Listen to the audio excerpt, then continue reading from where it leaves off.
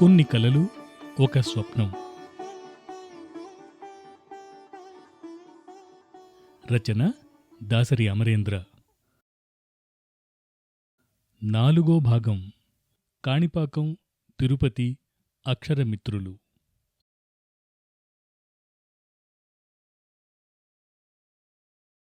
ఐదుంబావుకల్లా కాణిపాకం. కాని అదో anti climax అయింది. గుడి మూసేసి ఉంది. 6ంటికి గాని తెరవరట. మూసిన తలుపుల్లోంచి బయటకొస్తున్న ఓ యువ పూజారి కనిపించాడు. నా గోడు వినిపించాను. ఎన్నాళ్లనుంచో ఉన్న కోరిక తీర్చుకోవడానికి ఎక్కడెక్కడి నుంచో వచ్చానని విన్నవించాను. విన్నాడే కాని ఫలితం లేకపోయింది. 6ంటి వరకు ఆగక తప్పదన్నాడు. ఓ నిట్టూర్పు విడిచి వెనక్కి తిరిగాను. ఏదో చిన్నపాటి గుడి అనుకుని వెళ్ళాను కాని బహుపెద్ద ఆవరణ, 2-3 అంచెలు దాటి వెళ్లవలసిన దర్శన యాజమాన్యము అట్టహాసంగానే అనిపించింది. 10 నిమిషాలు గుడి ఆవరణలో గడిపి బయటపడి తిరుపతి దారి పట్టేశాను. 5:30. చీకటి పడే సమయం దగ్గరవుతోంది. ఇంకా 2 గంటల ప్రయాణం ఉంది. ఎక్కడా ఆగకుండా ఏకబిగిన సాగిపోవాలని నిశ్చయం. అప్పటికే రోడ్డు పట్టుకుని 8 గంటలైంది. శరీరం అలసిపోవడం తెలియవస్తోంది. నోటు పుస్తకంలో రాసుకున్న ఊళ్ల పేర్లు 1-2 సార్లు చదువుకుని గుర్తుపెట్టుకుని ముందుకు సాగాను. కొత్తకోట దాటాక వేము ఇన్స్టిట్యూట్ ఆఫ్ టెక్నాలజీ కనిపించింది. ఊరుగాని ఊరిలో ఓ మారుమూల ఇంజనీరింగ్ కాలేజ్. భలే అనిపించింది. ఆ సంబరంలో ఉండగా ఎక్కడో దారి తప్పాననిపించింది. చూస్తే మనుషులెక్కడా కనిపించడం లేదు. వాహనాలు లేవు. అలా మరో కిలోమీటర్ వెళ్ళగా ఓ గొర్రెల కాపరి. ఎలాంటి సరళమైన తెలుగులో ఇతడిని దారి అడగాలి అన్న సందేహం. నాకొచ్చిన భాషలోనే అడిగాను. మీరు సరైన రూట్లోనే వెళ్తున్నారు. ఇంకొంచెం తిన్నగా వెళ్తే చిత్తూరు తిరుపతి హైవే పట్టుకుంటారు అని నాగరిక భాషలో సమాధానం చెప్పాడతను. ఎంతో కొంత చదువుకునుండాలి. అయినా ఈ రోజుల్లో రూటు, హైవే అన్నది అందరికీ తెలిసిన తెలుగు మాటలే కదా. హైవే అందుకునేలోగానే చీకటి పడిపోయింది. చీకట్లో యాక్టివా నడపకూడదు అన్న నా నియమానికి గండిపడిందన్నమాట. పోనీ ఆగిపోదామా అంటే అక్కడ మధురాంతకం నరేంద్ర, ఇతర మిత్రులు ఎదురుచూస్తూ ఉంటారాయే. ముందుకు సాగాను. ఊళ్ళల్లోనూ సిటీల్లోనూ రాత్రిపూట వాహనం నడపడం అంటే సరేగాని హైవే మీద అదో గొప్ప చిరాకు. సంధ్యా సమయంలో కీటకాల బెడద. ఎదురుగా వచ్చే వాహనాల హెడ్లైట్లు కళ్ళు బైర్లు కమ్మేలా చేస్తాయి. కీటకాల నుంచి తప్పించుకోవడానికి హెల్మెట్కున్న వైజర్ని కిందకి దించితే ఆ వైజర్ ఎదుటి హెడ్లైట్ల జోరును 4 చేస్తుంది. ఏదో అంటారే, ముందు నుయ్యి వెనక గొయ్యి. అలాగే పళ్ల బిగువను సాగాను. అప్పటికే కాణిపాకం నుంచి బయలుదేరి 1.5 గంటన్నర. చంద్రగిరి చేరువలో ఉందని మైలురాళ్లు చెప్తున్నాయి. చంద్రగిరి దాటాక కాలూరు అన్న ఊరు దాటుకుని చెర్లోపల్లి మీదుగా పద్మావతి కాలేజీ దగ్గరికి చేరి రైల్వే లైను దాటి పద్మావతి నగర్లోని రాళ్లపల్లి అనంతకృష్ణశర్మ విగ్రహం ఉన్న చౌరాస్తా దగ్గరికి రమ్మని, ఆ దగ్గర్లోనే తమ ఇల్లని నరేంద్ర చెప్పిన సూచనలు, గుర్తులు. లక్ష్యం మరో 10 కిలోమీటర్లలో ఉందనగా కాలూరు చేరువలో మళ్ళా వెనక చక్రపు గాలి పోయింది. ఒకే రోజు 2 ఉపద్రవాలు.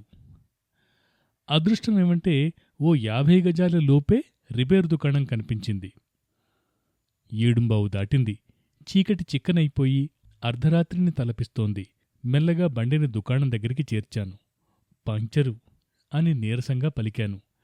ఆ పలుకులో శారీరక అలసట కన్నా మానసిక గ్లాని ఎక్కువ ధ్వనించి ఉండాలి. చిన్న ప్రదేశం అవడం వల్లనో, చీకటి ముదరడం వల్లనో దుకాణం మనిషి షాపు కట్టేసే ప్రయత్నంలో ఉన్నాడు. నన్ను, నా వాలకాన్ని చూసి స్కూటర్ దగ్గరికి వచ్చాడు. ఎక్కడినుంచొస్తున్నారు? ఎంతసేపటినుంచి బండి నడుపుతున్నారు? చక్రం చూసి చేత్తో ముట్టుకుని అడిగాడు. కాణిపాకం 2 గంటలు. టెలిగ్రాఫ్ జవాబు. పనిలో పడ్డాడు. 2 నిమిషాలు ఆగి అన్నాడు. ఇది చిన్నబండి. సిటీల్లోనూ పట్టణాల్లోనూ వాడడానికి సరిపోతుందే గాని గంటల తరబడి ఏకబిగిన నడపడం తగని పని. మీకా సంగతి ఈ పాటికి తెలిసి ఉండాలే. ఉక్రోషం ఆపుకుని వినసాగాను. నా యాత్రా వివరాలు విన్నాడు. నాకన్నా 25-30 ఏళ్ల చిన్నాడే అయినా పెద్దన్నయ్యలా వాత్సల్యంతో చెప్పాడు. మిమ్మల్ని నిరుత్సాహపరచను. వెనక చక్రపు రిమ్ము చూశారా? నీటి చుక్క వేస్తే ఆవిరయ్యేంత వేడెక్కింది. అదృష్టవశాత్తు బీటలివ్వలేదు. ఆ వేడికి ట్యూబ్ నెక్ ఊడిపోయింది. నా దగ్గర కొత్త ట్యూబు లేదు. ప్రస్తుతానికి పాతదానితో సరిపెడతాను. రేపు వీలైనంత వెంటనే కొత్త ట్యూబు వేయించుకోండి. మరో మాట, గంటకొకసారి బండి ఆపి కనీసం 5 నిమిషాలు దానికి విశ్రాంతి ఇవ్వండి. అవసరం. అప్పుడు ఏ సమస్య ఉండదు. నిజంగా గొప్ప పాఠమది. ఎంత తొందర ఉన్నా విరామం లేకుండా బండిని 2 గంటలు నడపడం దుస్సాహసం. అది నాకు అప్పటిదాకా తోచకపోవడం మూర్ఖత్వమందామా? కనీసం అనుభవరాహిత్యం అనాలి. ఆ అనుభవం ఈ పెద్దాయన పుణ్యమా అని అతి సులభమైన పద్ధతిలో దొరికేసింది. సంతోషమనిపించింది. ఈలోగా నరేంద్ర నుంచి ఫోనులు. కాలూరు రమ్మంటారా అన్న ఆఫర్. వద్దన్నాను. వద్దన్నానే కాని ఆ హడావిడిలో 6-7 కిలోమీటర్ల దూరాన ఉన్న ఆయన ఇంటికి చేరడానికి దారి తప్పిపోయి ముందు వెనకలై 16 కిలోమీటర్లు 35 నిమిషాలు పట్టేసింది. చివరికి అందరి సహనాలకు పరీక్షలు జరిగాక 8:30కు గూడు చేరాను. నరేంద్ర, రమేష్ ఎదురు చూస్తూ కనిపించారు. ఆర్ఎం ఉమాకు అది జర్నలిస్టుగా పని ఒత్తిడి ఉండే సమయం. వచ్చి వెళ్ళిపోయారట. అతన్ని మిస్ అయిపోయానన్నమాట. కలవాలని ఆశపడిన మరో రచయిత సుంకోజు దేవేంద్రాచారి. బహుశా ఊరు మారేననుకుంటాను. నరేంద్ర, రమేష్లతో కబుర్లాడడానికి నాకున్నవి అంతా కలిపి 2 గంటలు. 13 భారతీయ భాషలలోని తొలి కథలు సేకరించి తొండనాడు తెలుగు రచయితల సంఘం ద్వారా ప్రచురింపచేసిన రమేష్, ఉమాలకు గట్టిగా కృతజ్ఞతలు, మప్పిదాలు చెప్పాలన్నది నాకు 6 నెలలుగా మిగిలిపోయిన కోరిక. ఇద్దరికి చెందిన అభినందనలను రమేష్కే అందించాను. కోయంబత్తూరు దగ్గరి ఉడుములపేట పరిసరాలలోని 40 గ్రామాలకు చెందిన తెలుగువారి కోసం అత్యంత సరళమైన పాఠ్యపుస్తకాల రూపకల్పన చేసి వారికి తెలుగు నేర్పించే ప్రయత్నంలో రమేష్ నిమగ్నమై ఉన్నాడని విని ఉన్నాను. ఆ వివరాలు తెలుసుకున్నాను. ఈ తెలుగు నేర్పడం, నేర్చుకోవడం భాషా సెంటిమెంట్ కోసమేనా? దానివల్ల మరేమైనా అసలు సెసలు ప్రయోజనం ఉంటుందా అన్న ప్రశ్న మనసులో మెదిలింది. అడగడానికి, చర్చకు అది సందర్భం కాదనిపించింది. 25 మిత్రుడు నరేంద్ర దగ్గర ఏకంగా యుద్ధారామే వినిపించాను. మొన్నమొన్ననే మీ కథ 2013లో చివరి ఇల్లు చదివాను. పి. సత్యవతి గారి సప్తవర్ణ సమ్మిశ్రితం కూడాను. రెండింటిలోనూ వయోవృద్ధులే కేంద్ర బిందువులు. మళ్లీ వాళ్ల దగ్గర పనిచేసే విజ్జి, స్వర్ణ అనే యువతులే ముఖ్య పాత్రలు. మీ కథ చదివితే మనసంతా ఆందోళన నిండిపోయింది. మీ ముసలమ్మ, ముసలాయన ఏవగింపు కలిగించారు. అదే సప్తవర్ణంలోని ముసలావిడను చూస్తే ఒక రకమైన ప్రశాంత భావన, ఆత్మీయ స్పర్శ కనిపించాయి. ఆవిడ కన్నీరు పెట్టినప్పుడు స్వర్ణతో పాటు మనకూ దిగులేస్తుంది. మీరు పెద్దవాళ్ల సమస్యను తీసుకుని రాసిన ఈ కథలో చదువరులకు వాళ్లంటే ఏవగింపు కలగడం మీరు ఆశించిన స్పందనేనా? అలా అయితే మరి ఏం ఆశించి మీరు అలాంటి స్పందన కోసం రాశారు? ఏమాత్రం సంకోచించకుండా అడిగేశాను. నరేంద్ర ఊహించని దాడి ఇది. కాసేపు ఆలోచించి అన్నాడు. నిజమే, ఆలోచిస్తే ఆ ఏవగింపు పాఠకుల్లో కలిగే అవకాశం ఉన్నమాట నిజమే. బహుశా ఆ పాత్రలంటే ఆ ఏవగింపు నాకు ఉందనుకుంటాను. మీరు ఎత్తి చూపించేదాకా నాకా విషయం తట్టలేదు. అది ఆ కథా ప్రయోజనానికి అడ్డంకా? ఆలోచించాల్సిన విషయమిది. మీకు థ్యాంక్స్ చెప్పుకోవాలి. నిజాయితీ నిండిన సమాధానమది. కబుర్లు సాగిపోయాయి. నరేంద్రను కలిసి 3 ఏళ్లు దాటింది. నేను పూణేలో పనిచేస్తున్నప్పుడు మేం జరిపిన తెలుగు, మరాఠీ సాహితీ సమ్మేళనం సందర్భంగా వచ్చాడాయన. అది జరిగింది 2011 జూన్ నెలలో. 3 ఏళ్ల విరామం పుణ్యమా అని మాట్లాడుకోవడానికి బోలెడన్ని సాహితీ విషయాలు, విశేషాలు దొరికాయి. ఎత్తిన కలం దించకుండా 30 ఏళ్ల నుంచి సామాజిక అవగాహనతో నాణ్యమైన సాహిత్యం సృష్టిస్తున్న అతనంటే నాకు మురిపెం. సాహితీ కేంద్రాలకు దూరంగా ఎక్కడో తిరుపతిలో ఉండడం వల్ల తమ తమ రచనలు అందరికీ అందడం లేదని, అందినా సరైన చర్చ జరగడం లేదని అతని అభియోగం. కబుర్లు దాదాపు 12 దాకా సాగాయి. మర్నాడు ఉదయమే సూర్యుడికన్నా ముందుగా లేచి అరక్కోణం వెళ్లడమన్న నా ప్రణాళిక అతనికి వినిపించాను. సహజంగానే కోపించాడు. రమేష్ సెలవు తీసుకుని ముందే వెళ్ళిపోయాడు. 12:30కు మేము గుడ్ నైట్లు చెప్పుకున్నాం.